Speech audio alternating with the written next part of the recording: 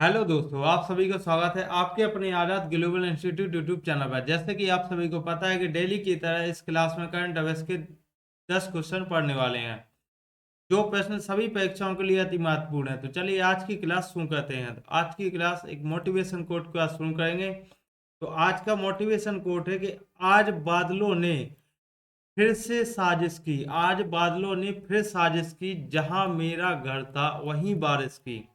तो आज बादलों ने फिर साजिश की, जहां मेरा घर था वहीं बारिश की। अगर फलक को जिद है बिजली गिराने की, तो हमें भी जिद है वहीं पर आसियां बसाने की। तो चलिए आज की क्लास शुरू करते हैं। तो आज की क्लास का पहला क्वेश्चन है कि हाल ही में आईएसएस मिशन के लिए चुने गए पहले विकलांग अंतरिक्ष यात्री जैक मैकफॉल का संबंध किससे है। तो अंतरिक्ष यात्री के रूप में चुना गया है, तो यह आईएसएस मिशन के लिए यह जैक मैकफॉल को। तो यह जैक मैकफॉल का संबंध किससे है, तो यह ब्रिटेन से इनका संबंध है। तो यह कहाँ के है, ब्रिटेन से है।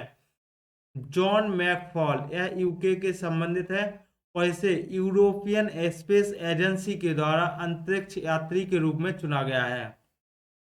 तथा जॉन मैकवॉल एक कृत्रिम पैर इनके हैं, इनके रियल पैर नहीं है, तथा एक दुर्घटना में इनके पैर गवा चुके थे, जिसके बाद इनके कृत्रिम पैर हैं। जो अंतरराष्ट्रीय स्पेस स्टेशन पर जाने वाले पहले दिव्यांग अंतरिक्ष यात्री बनने वाले हैं। तो चलिए नेक्स्ट क्वेश्चन पे चलते हैं, क्वेश्चन नंबर 2। तो हाल ही में एफबीआई के 9वें निदेशक के रूप में किसने शपथ ली है। तो अभी हाल ही में एफबीआई के 9वें निदेशक के रूप में शपथ ली है, वह कौन है, तो काश पटेल है। एफबीआई संघीय जांच ब्यूरो। एफबीआई की फुल फॉर्म क्या होती है, तो संघीय जांच ब्यूरो। इस तरह हाल ही में 9वें निदेशक के रूप में काश पटेल ने शपथ ली है। और यह काश पटेल के द्वारा शपथ भागवत गीता पर हाथ रखकर ली गई है। और इसे अप्रूवल यानी सीनेट में यह शपथ ली गई है, जिसमें सीनेट में टोटल सीट कितनी होती हैं, तो 100 सीट होती हैं, जिसमें से काश पटेल को 51 और 49 वोटों 51 और 49 वोट प्राप्त किए गए हैं। तो काश पटेल को 51 वोट मिले हैं, तथा यह उच्च सदन होता है सीनेट, जो यूएसए का कौन सा होता है, यूएसए का उच्च सदन है सीनेट। तो इनका कार्यकाल कितना रहता है, तो कार्यकाल देखते हैं। तो इनका मैक्सिमम कार्यकाल 10 वर्ष का रहता है, जो अभी हाल ही में सन 2025 से सन 2035 तक चलने वाला है। चलिए नेक्स्ट क्वेश्चन पे चलते हैं, क्वेश्चन नंबर 3। तो हाल ही में चीन के वुहान इंस्टीट्यूट द्वारा खोजे गए नए कोरोना वायरस HKU5 कोव यानी COV2 का संबंध किससे है। तो इस वायरस का संबंध चमगादड़ से है। तो यह वायरस चमगादड़ से फैलने वाला है। इसे वुहान इंस्टीट्यूट में इसकी खोज की गई है, जो चीन का इंस्टीट्यूट है, वुहान इंस्टीट्यूट। यह एक न्यू वायरस है, तथा HKU5 COV2 वायरस यह एक नया चमगादड़ का कोरोना वायरस ही है, तथा यह मानव की कोशिकाओं को संक्रमित करने की इसके पास क्षमता है। और इस वायरस से प्रभावित अंग कौन सा होता है, तो यह कोरोना वायरस की तरह ही श्वसन तंत्र को प्रभावित करता है। चलिए नेक्स्ट क्वेश्चन पे चलते हैं, क्वेश्चन नंबर 4। तो हाल ही में केंद्रीय गृह मंत्री की अध्यक्षता में पश्चिमी क्षेत्रीय परिषद की बैठक कहाँ हुई है। तो पश्चिमी क्षेत्रीय परिषद के बारे में देखते हैं। तो इसकी बैठक हुई है, तो यह कहाँ पर की गई है, तो इसका आंसर हो जाएगा पूरे महाराष्ट्र में पश्चिमी क्षेत्रीय परिषद की बैठक की गई है।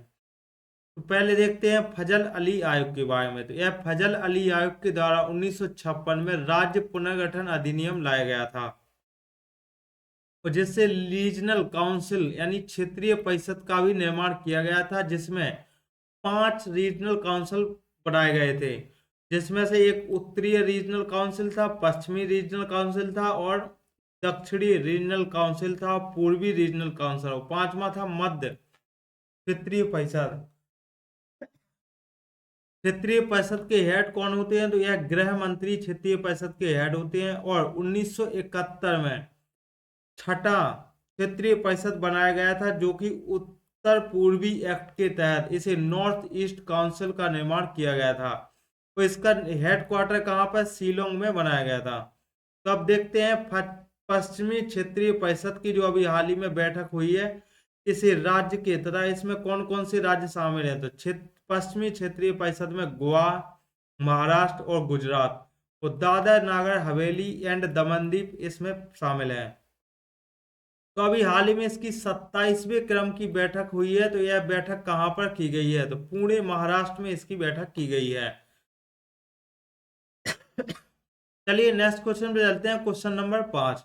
तो हाल ही में हुई गणना के अनुसार सर्वाधिक गिद्धों की संख्या वाला राज्य कौन सा है? तो गिद्धों की गणना की गई है, तो जिसमें सर्वाधिक गिद्ध किस राज्य में पाए जाते हैं? तो यह कौन सा राज्य है जिसमें सर्वाधिक गिद्ध पाए जाते हैं? तो यह मध्य प्रदेश है। तो अभी गिद्ध की गिद्ध गणना सन 2025 में इसके यानी बल्चर्स की गणना की गई है, जिसमें पहले स्थान पर मध्य प्रदेश है, जिसमें 12,981 गिद्ध पाए जाते हैं। और इसे स्टार्ट किया गया था, इस गणना को गिद्ध गणना सन 2025 को स्टार्ट किया गया था सन 2016 से। तो अभी गिद्धों की संख्या में कमी देखी गई है। तो यह गिद्धों की संख्या में कमी किस कारण से देखी गई? तो यह पृथ्वी की इसे डाइक्लोफेनेक दवा, जो जानवरों को दर्द निवारक दवा होती है, जो दर्द से छुटकारा दिलाने के लिए जानवरों को दी जाती है, डाइक्लोफेनेक दवा। तो इस कारण से इस दवा को जानवर को दी जाती है, और जानवर का मांस जब गिद्ध खाते हैं तो खाने के बाद यह दवा के कारण ही गिद्धों की मौत हो जाती है। तो इसके कारण गिद्धों में कमी देखी गई है। और गिद्धों को पृथ्वी का सफाई कर्मी भी कहा जाता है, यह ध्यान रखना है। और तो इसका पहला शीर्ष स्थान पर कौन सा है? मध्य प्रदेश है, जिसमें सर्वाधिक गिद्ध पाए जाते हैं। और यूपी के बारे में देखते हैं। तो यूपी में अभी हाल ही में महाराजगंज में गिद्धों के लिए संरक्षण केंद्र बनाया गया है। चलिए नेक्स्ट क्वेश्चन पे चलते हैं, क्वेश्चन नंबर 6।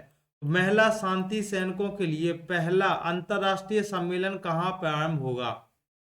तो यह महिला शांति सैनिकों के लिए पहला अंतरराष्ट्रीय सम्मेलन प्रारंभ किया गया है। तो यह कहाँ पर किया गया है? तो यह नई दिल्ली में इसको प्रारंभ किया गया है।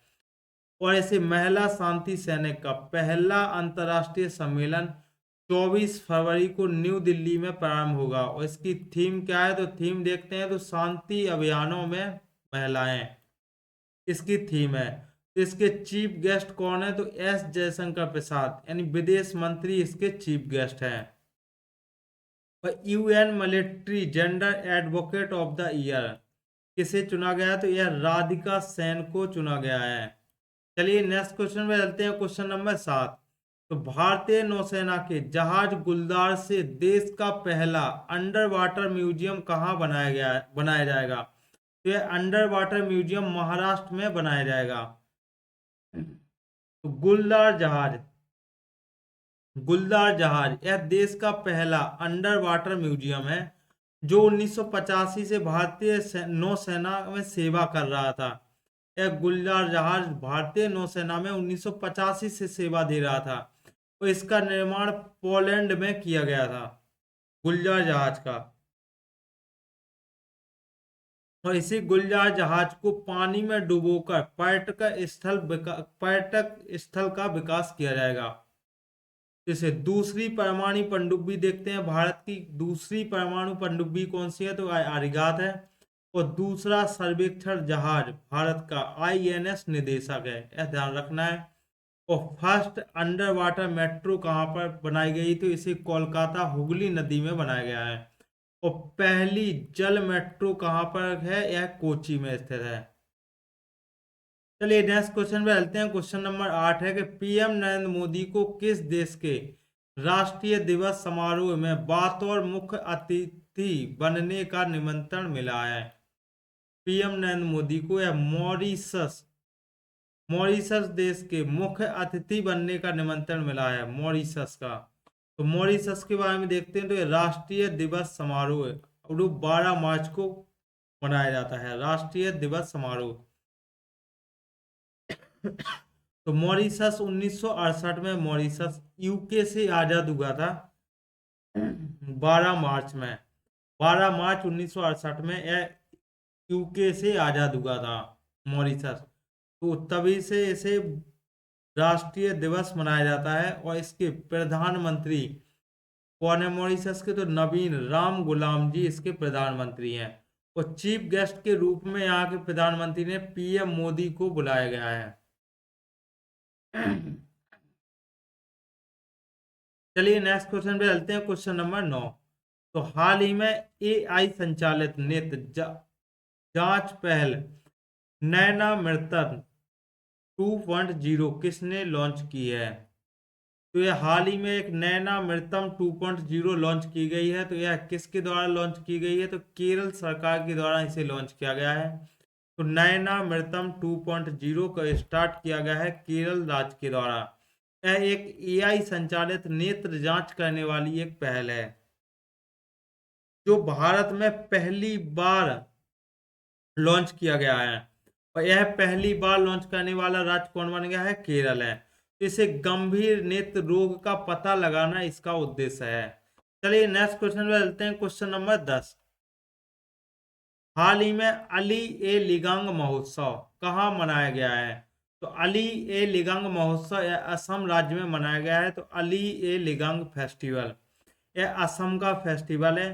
तथा अली ए का अर्थ होता है बीज और लिगांग बुआई के लिए प्रयोग किया जाता है। लिगांग का अर्थ होता है बुआई, बुआई। तो इससे बीज और बुआई तथा अली ए लिगांग फेस्टिवल के नाम से ही पता चलता है कि यह एक कृषि महोत्सव है। और इसे मिसिंग जनजाति के द्वारा यह महोत्सव मनाया जाता है। तो असम में मिसिंग जनजाति के द्वारा यह महोत्सव मनाया जाता है।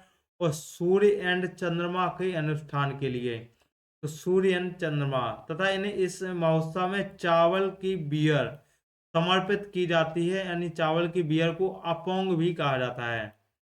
चलिए नेक्स्ट क्वेश्चन पे चलते हैं, क्वेश्चन नंबर 11।